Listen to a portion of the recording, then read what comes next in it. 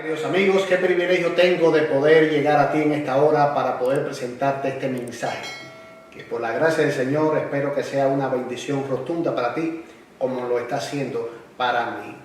Si estás luchando contra el pecado, tú debes saber esto. Este es el mensaje que tengo para ti en esta hora.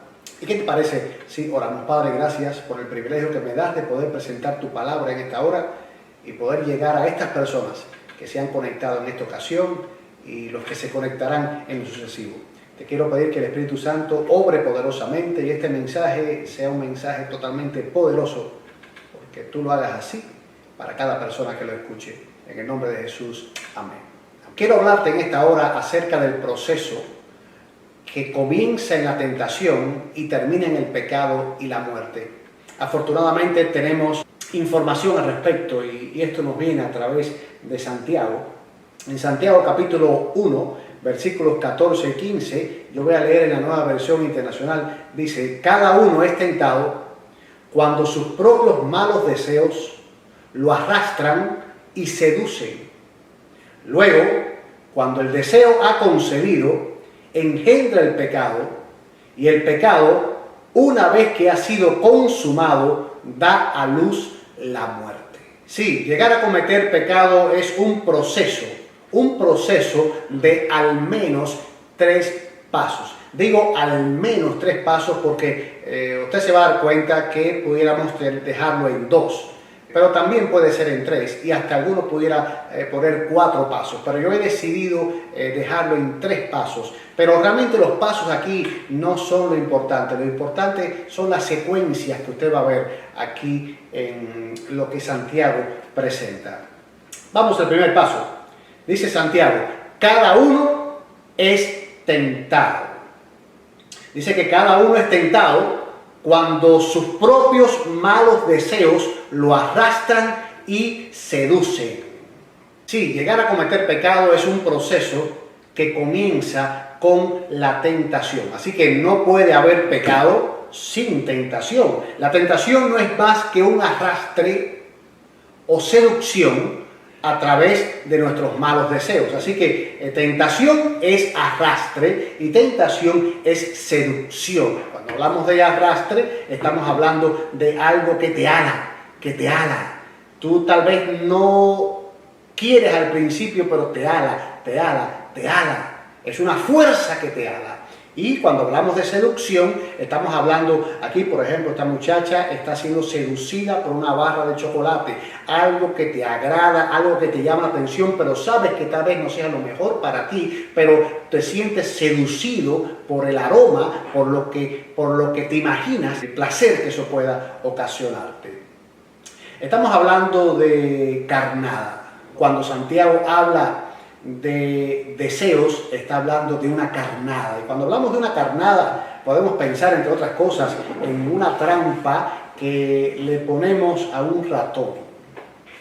Usted lo puede ver ahí en la pantalla. Si ponemos la trampa y no ponemos la carnada, que es ese pedazo de queso, el ratón no se va a asomar por ahí, no le va a llamar la atención esa trampa. La trampa no le llama la atención a nadie. Lo que llama la atención es la carnada.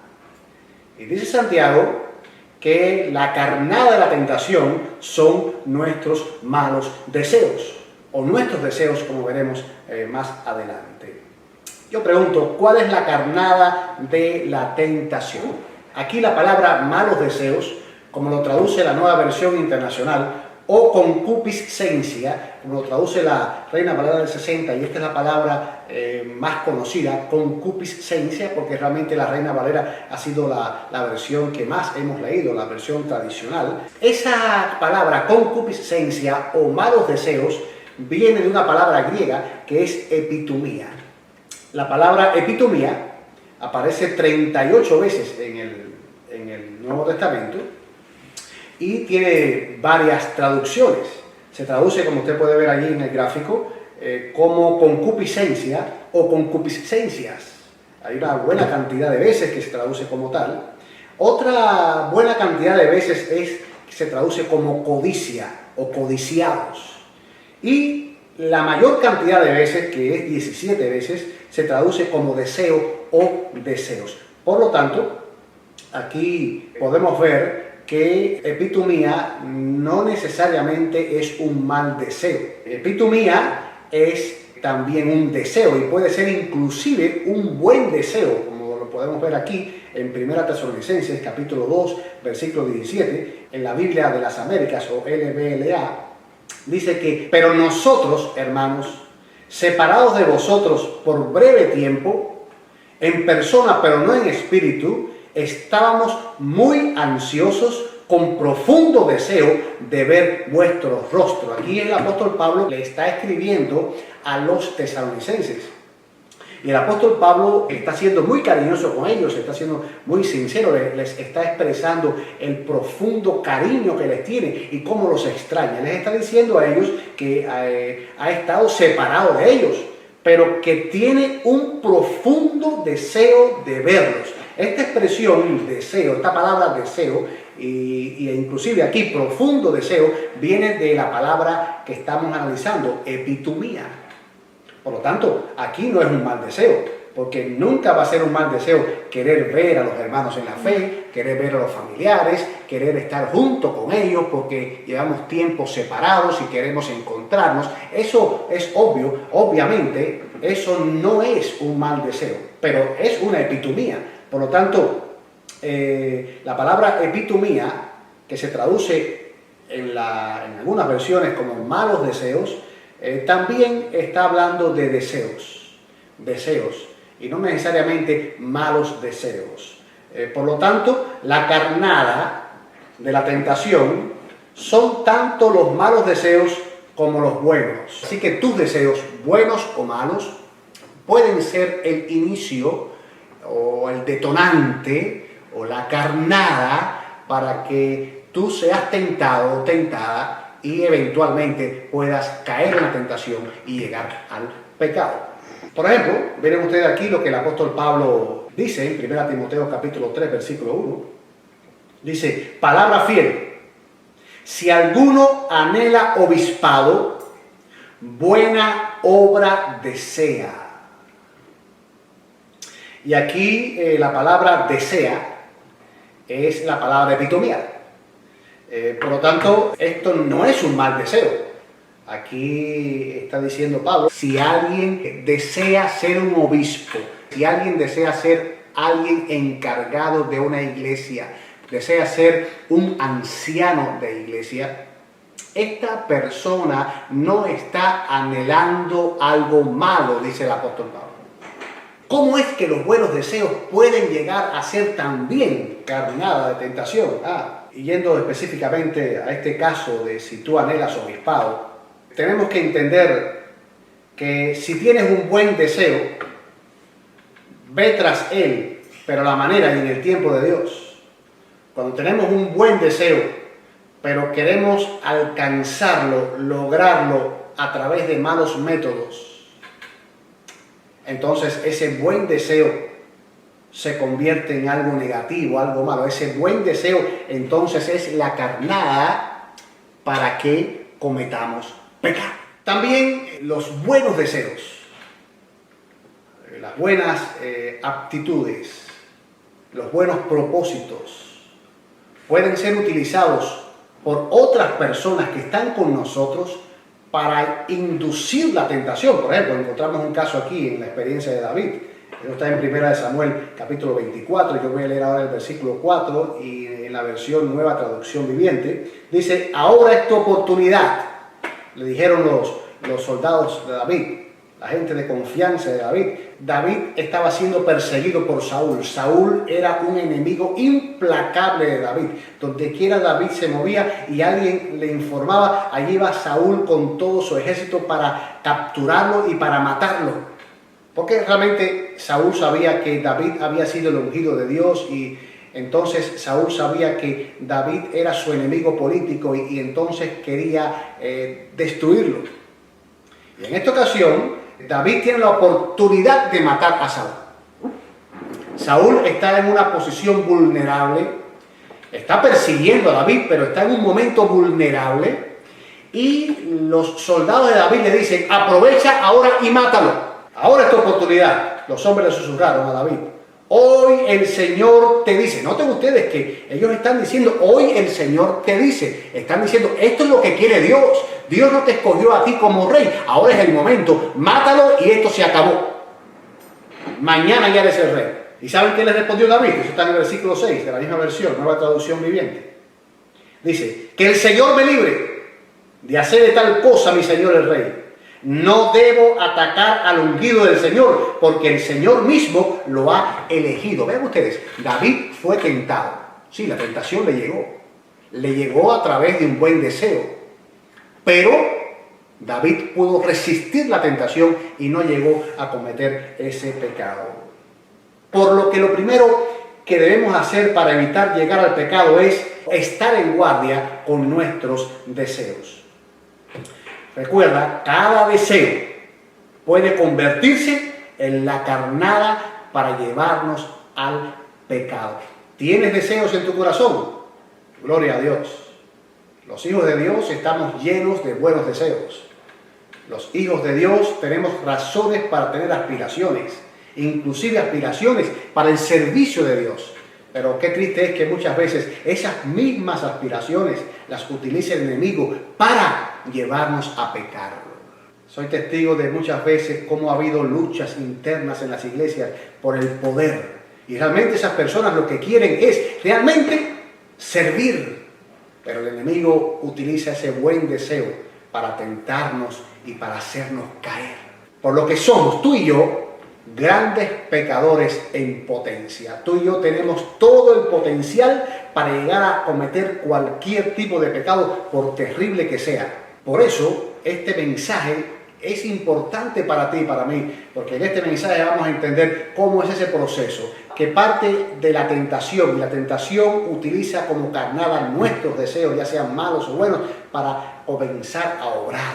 Y entonces, como tú y yo tenemos deseos, tenemos que estar en guardia para no continuar este proceso que dice Santiago que lleva al pecado y a la muerte. Así que el primer paso para llegar a cometer pecado es la tentación. Y ya sabemos cómo es que la tentación llega. Vamos ahora al segundo paso. Santiago agrega que cuando el deseo ha concebido, vean ustedes, cuando el deseo ha concebido, y la palabra que se usa aquí es la concepción de una mujer. Sin lugar a dudas, como lo vemos aquí en la pantalla, cuando el óvulo es fecundado, ya allí comienza una vida. Eso es algo muy interesante y que se discute mucho hoy con estos asuntos del aborto. Desde el momento en que esas dos células, la femenina y la masculina, se unen, ya comienza una vida. Sí, todavía no escuchamos el llanto del bebé. Todavía no le cambiamos los pañales. Pero ya la vida está. Ya comenzó esa vida. Dice Santiago que cuando la tentación llega,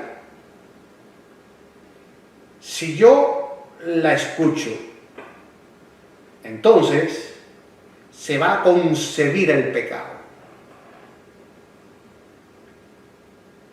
En teoría todavía no hay acción.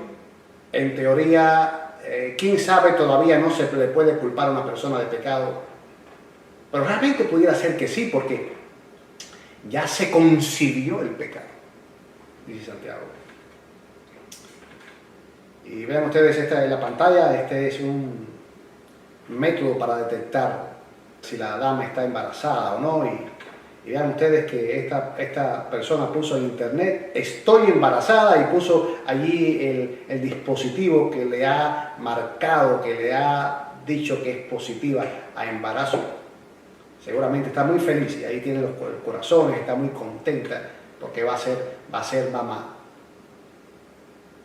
Dice Santiago que el diablo va a usar nuestros malos deseos o nuestros deseos para tentarnos. Si nosotros escuchamos la tentación, dice Santiago que el pecado va a ser concebido. Vamos a quedar embarazados, por así decirlo, por el pecado. Hay algo concibiéndose en nosotros que es un pecado. Todo seguirá igual. Parecerá que nada ha ocurrido, pero ya hay un embarazo. Es interesante que las damas en los primeros momentos de su embarazo nadie se da cuenta, pero ya hay una vida dentro. Ya el pecado puede estar entonces en nuestra mente y a veces nosotros nos damos cuenta. Nadie se da cuenta, pero ya entró un germen, ya entró una idea, entró un concepto, entró una manera de poder satisfacer ese deseo. Por supuesto, de una manera ilícita, no según Dios, no en el tiempo de Dios, no según los métodos de Dios, no según lo que dice la palabra del Señor. Cuando nos rendimos al placer de acariciar nuestros malos deseos, el pecado ha sido concebido. Así que el segundo paso, ¿cuál es? Dice Santiago que es la concepción del pecado. Ahora, noten ustedes lo curioso. Dice Santiago, luego, cuando el deseo ha concebido, engendra el pecado. Yo quiero destacar este adverbio de tiempo, luego. La palabra luego se traduce de una palabra griega que denota secuencia de tiempo, tal como pronto, ahora, ahorita, como se diría en otros lugares. Se diría en inglés right now. Dice Santiago, una vez que el pecado es concebido, inmediatamente, luego, muy pronto, por así decirlo, muy pronto, engendra el pecado. Esto es tan pronto que pudiera ser al instante. Y entonces, ese es el tercer paso. Se engendra el pecado. La palabra aquí que se traduce como engendra es apoloteo. Y la palabra apoloteo significa terminar, acabar, cumplir, producir. En otras palabras, ante Dios ya pecamos. Desde el momento en que acariciamos la tentación, desde el momento en que empezamos a escuchar esas ideas, desde ese momento el pecado es concebido e inmediatamente se engendra el pecado. Yo lo estoy presentando como el paso número 3, pero pudiera ser todo un mismo paso. Llega la tentación, el primer paso, le hago caso a la tentación, se concibe el pecado y es engendrado. Dice Santiago, y el pecado, una vez que ha sido consumado, da a luz la muerte. ¿Lo notaron? Ya es pecado aún sin ser consumado. Es decir, todavía no ha habido una bofetada, todavía no ha habido un acto sexual ilícito, todavía no ha habido una mentira, todavía no ha habido un asesinato, todavía no ha habido un chisme, todavía no ha habido nada de eso, pero ya hay pecado. Ya hemos pecado. ¿Por qué? Porque ya el pecado está en la mente. En otras palabras, me disfruto el pecado en mi mente. Por esa razón el Señor le dijo un día a Judas, esto está en Juan capítulo 13, versículo 27, yo lo leo en la Nueva Traducción Viviente, le dijo a Judas, apresúrate a hacer lo que vas a hacer. Él no le estaba diciendo, apresúrate a comprar la comida. No le estaba diciendo a Judas, apresúrate a buscar tal ofrenda o tal colecta. No. No le está diciendo eso. Le está diciendo, apresúrate a llevar a cabo ya el pecado. Apresúrate a entregarme ya. Apresúrate a hacer lo que vas a hacer. Y nosotros podemos decir, bueno, como el Señor le está diciendo a Judas que se apresure, lo está empujando a pecar. Y quiero decirles que nada más negativo. Miren lo que dice aquí Lucas, y Lucas aquí se está refiriendo a un tiempo anterior a esto. Dice Lucas, y entró Satanás en Judas. Satanás entró en Judas. Esta expresión, Satanás entró en Judas, significa que Satanás lo tentó y una vez que lo tentó, Judas accedió. Y desde el momento en que accedió, el pecado se concibió en su mente. Y eso lo presenta Lucas como que Satanás entró. Desde el momento en que se concibe el pecado, Satanás tiene dominio sobre nosotros. Y Satanás desde hacía cierto tiempo estaba dominando a Judas. ¿Cuál fue la carnada para que Judas pecara? Sin lugar a dudas, el amor al dinero, el amor al poder. Judas era un discípulo que quería tener poder. Y él quiso conseguir poder, conseguir dinero, haciendo esa operación pecaminosa. En otras palabras, la tentación llegó a través de malos deseos que habían en su corazón. Y yo quiero decirte, no es malo querer tener dinero, no es malo querer llegar a tener un cargo, una posición, un puesto importante en la compañía para la cual trabajas. No, Dios ha puesto en nosotros deseo de superación. Solo que, como dije al principio, estos deseos son la carnada para que venga la tentación. ¿Cuántas personas no han sucumbido a acciones deshonestas por tal de lograr más rápido su deseo, su anhelo legítimo, lograrlo más rápido? Entonces han sucumbido a la tentación y lo que era bueno ahora se convierte en malo y negativo y realmente trae consecuencias funestas. ¿Por qué? Porque el diablo entró. Así que Judas ya había concebido el pecado en su corazón. No solamente eso, sino que dice el siguiente versículo, versículo 4, Lucas 22, 4, dice: y este fue y habló con los principales sacerdotes y con los jefes de la guardia de cómo se lo entregaría. Vean ustedes que primero entra el diablo. En otras palabras, el diablo entra porque el pecado se concibe. Es algo ideológico hasta el momento. Pero ahora Judas concreta esto. Muchas veces no concretamos en la mente. Judas tuvo que ir con terceras personas, cuadrar ciertas cosas. Dice que ellos se alegraron y convinieron en darle dinero. Dice aquí el versículo 6, Lucas 22, 6. Y él se comprometió. En otras palabras, se comprometió. Esa expresión, se comprometió, no es otra cosa que lo que hemos estado diciendo. El pecado se concibió y engendró. Entonces Lucas nos dice, y desde entonces buscaba una oportunidad para entregárselo a espaldas del pueblo. Dice Santiago que el pecado comienza con la tentación. La tentación puede ser posible porque hay una carnada.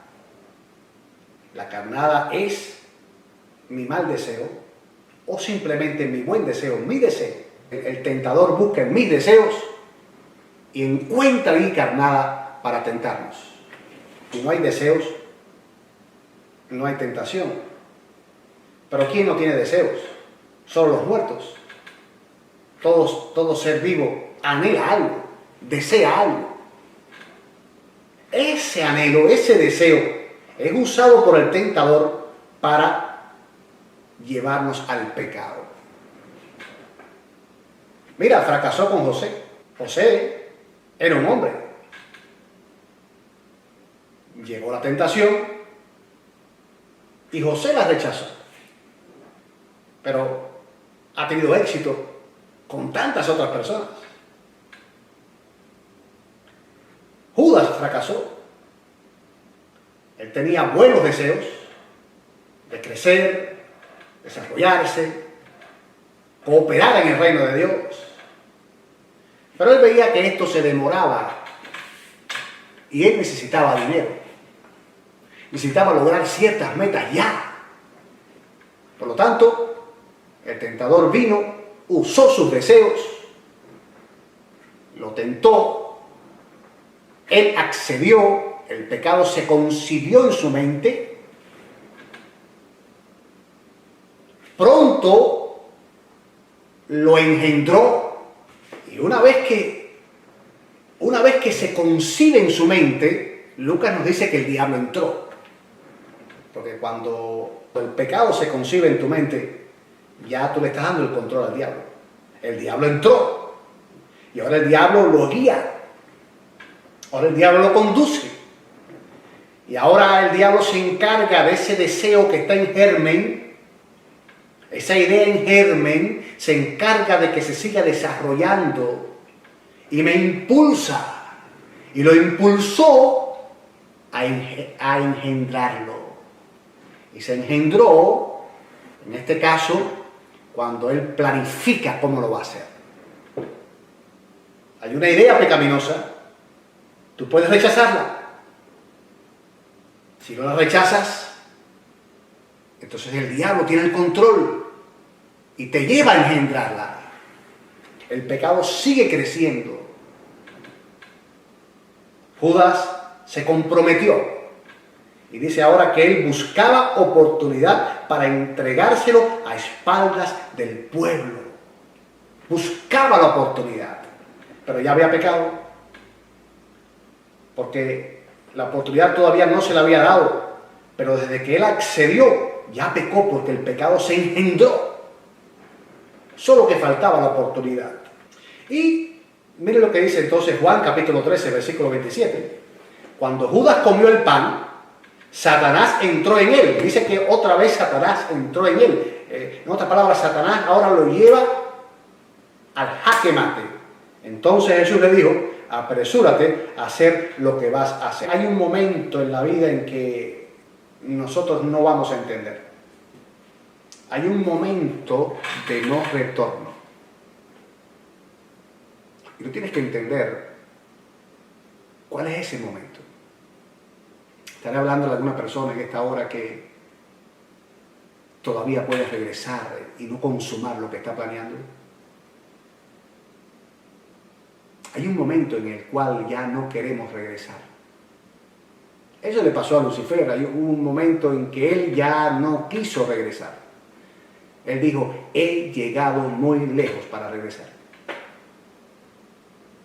Judas, por mucho que el Señor le dijera, y miren que el Señor esa noche quiso impresionar su corazón, lavó sus pies, habló con ellos, seguramente le hizo miradas tiernas a Judas, diciéndole: Judas, podrías cambiar, podrías arrepentirte.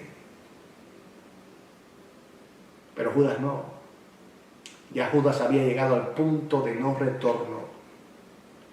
Entonces el Señor le dice: Judas, apresúrate a hacer lo que vas a hacer. Este mismo concepto lo podemos encontrar en el Sermón del Monte. El Señor ahí está explicando algunas cosas con respecto al pecado. Dice el Señor: si alguno mira una mujer con el deseo de tener relaciones sexuales con ella, dice, en su mente ya ha cometido pecado, porque él aquí está hablando de que tú escuchaste que fue dicho: no cometerás adulterio, y se entiende que cometer adulterio es que yo me acueste con otra mujer. Pero el Señor dice: un momento, si tú crees que adulterio es acostarte con esa mujer, ya cuando te acostaste ya te habías pecado hace rato.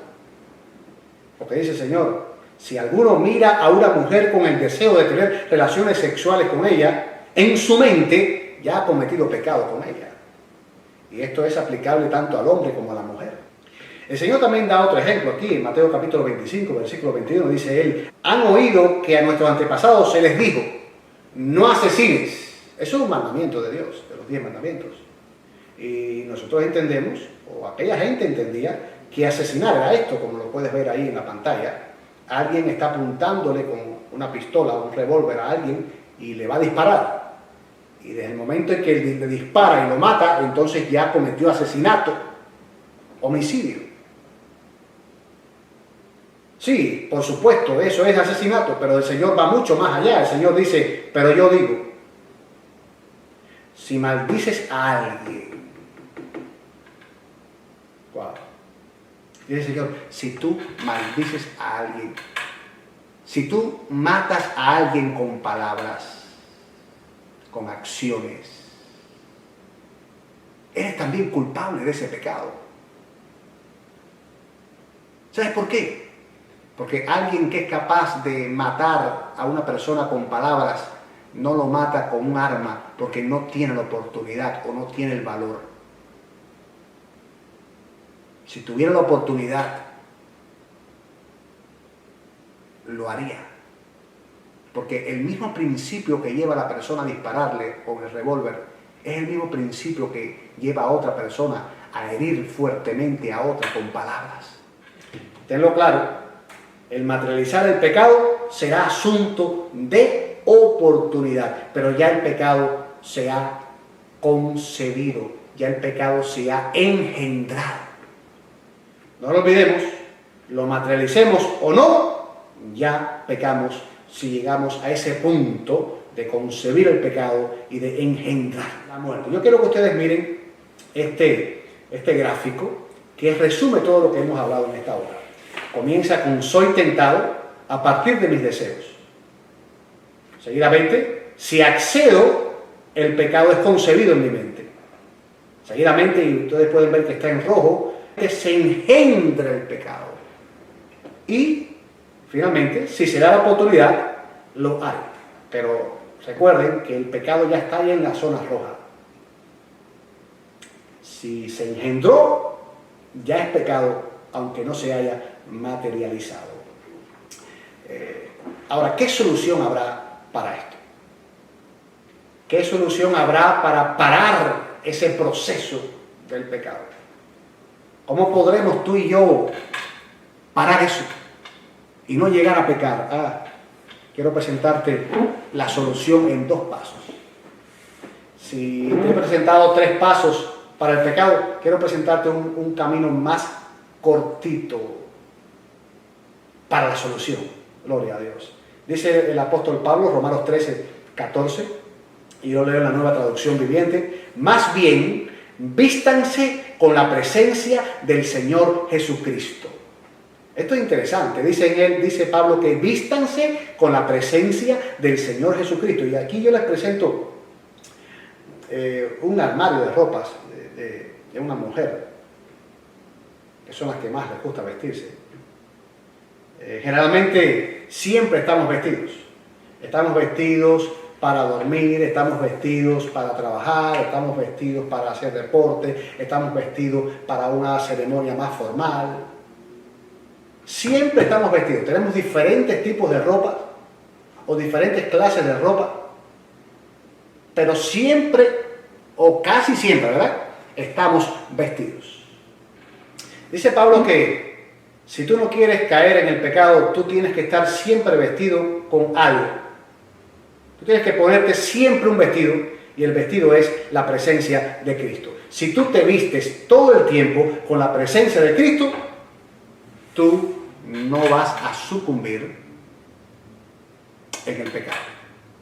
Y esto lo avala una cita de Ellen White que dice, está en el Consejo para la Iglesia, página 533, dice: cuando sintamos que necesitamos la presencia de Cristo a cada paso, cuando dice que estamos hablando de presencia de Cristo, dice Pablo, si tú te vistes con la presencia de Cristo todo el tiempo, tú estás en victoria.